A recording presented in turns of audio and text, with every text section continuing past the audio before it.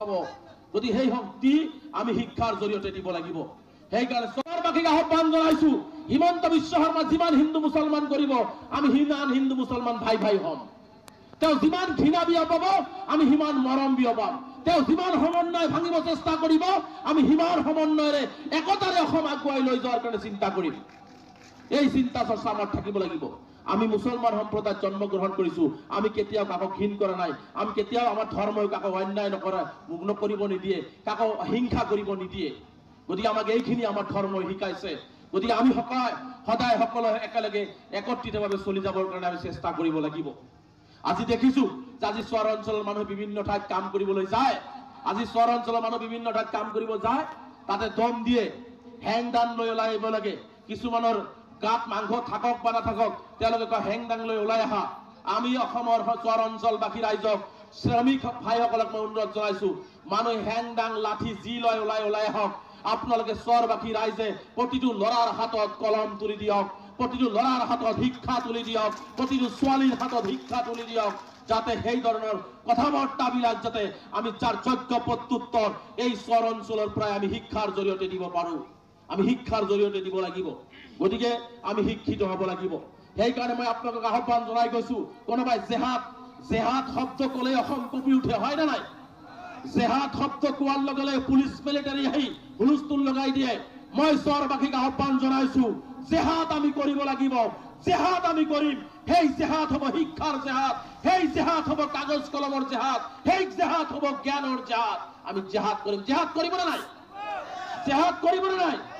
কিহৰ জেহাদ কৰিব? শিক্ষাৰ জেহাদ কৰিব লাগিব। আজি সংকল্প লওক, পেটত গামোচা বান্ধি হলেও, গাৰ তেজ বিক্ৰী কৰি হলেও অন্যায় অত্যাচাৰ আমাৰ ওপৰত যিমান ঘৃণা বিয়পাইছে, আমাৰ ওপৰত যিমান বুলডোজাৰ চলাইছে, যিমান অন্যায় কৰি মাদ্ৰাছা ভাঙিছে, যিমানে আমাৰ লেবাৰ শ্ৰেণীক খেদি পঠিয়াইছে, তাৰ যোগ্য প্ৰত্যুত্তৰ কিহেৰে দিয়া হ'ব? শিক্ষাৰে দিয়া হ'ব। শিক্ষাৰে বুলডোজাৰ আমি ভাঙি পেলাম। কলমেৰে আমি অকল অন্যায় অত্যাচাৰ ভাঙি অপৰাই আমি এন্ধাৰ ফালি আমি পোহৰ আনিবলৈ চেষ্টা কৰিম। চহৰবাসীয়ে এই চেষ্টা কৰিব লাগিব। গতিকে মই আপোনালোকক আহ্বান জনাইছো যে শিক্ষাৰ আন্দোলন সৃষ্টি কৰক, শিক্ষাৰ বিপ্লৱ সৃষ্টি কৰক।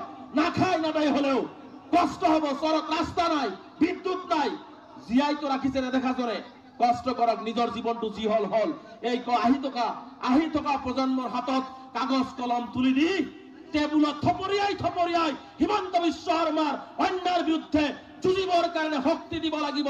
আৰু সেই শক্তিটোৱে ক'ৰ পৰা পাব? শিক্ষাৰ পৰা সেই শক্তি পাব। গতিকে সেই শক্তি আমি শিক্ষাৰ জৰিয়তে দিব লাগিব। সেইকাৰণে চহৰবাসীক আহ্বান জনাইছো, হিমন্ত বিশ্ব শৰ্মা যিমান হিন্দু মুছলমান কৰিব আমি সিমান হিন্দু মুছলমান ভাই ভাই হ'ম। তেওঁ যিমান ঘৃণা বিয়পাব আমি সিমান মৰম বিয়পাম। তেওঁ যিমান সমন্বয় ভাঙিব চেষ্টা কৰিব আমি সিমান সমন্বয়েৰে একতাৰে অসম আগুৱাই লৈ যোৱাৰ কাৰণে চিন্তা কৰিম। এই চিন্তা চৰ্চা আমাৰ থাকিব লাগিব। আমি মুছলমান সম্প্ৰদায়ত জন্মগ্ৰহণ কৰিছো, আমি কেতিয়াও কাকো ঘৃণ কৰা নাই, আমি কেতিয়াও আমাৰ ধৰ্মই কাকো অন্যায় নকৰিব নিদিয়ে, কাকো হিংসা কৰিব নিদিয়ে। গতিকে আমাক এইখিনি আমাৰ ধৰ্মই শিকাইছে। গতিকে আমি সদায় সকলো একেলগে একত্ৰিতভাৱে চলি যাবৰ কাৰণে আমি চেষ্টা কৰিব লাগিব। আজি দেখিছো যে আজি চহৰ অঞ্চলৰ মানুহ বিভিন্ন ঠাইত কাম কৰিবলৈ যায়, তাতে দম দিয়ে, হেংদান লৈ ওলাই আহিব লাগে। কিছুমানৰ গাত মাংস থাকক বা নাথাকক তেওঁলোকে কয় হেংদাং লৈ ওলাই আহা। আমি অসমৰ চহৰ অঞ্চলবাসী ৰাইজক, শ্ৰমিক ভাইসকলক মই অনুৰোধ জনাইছো, মানুহ হেংদাং লাঠি যি লয় ওলাই আহক। আপোনালোকে চহৰবাসী ৰাইজে প্ৰতিটো ল'ৰাৰ হাতত কলম তুলি দিয়ক, প্ৰতিটো ল'ৰাৰ হাতত শিক্ষা তুলি দিয়ক, প্ৰতিটো ছোৱালীৰ হাতত শিক্ষা তুলি দিয়ক, যাতে সেই ধৰণৰ কথা বাৰ্তাবিলাক যাতে আমি যাৰ যোগ্য প্ৰত্যুত্তৰ এই চহৰ অঞ্চলৰ পৰাই আমি শিক্ষাৰ জৰিয়তে দিব পাৰো। আমি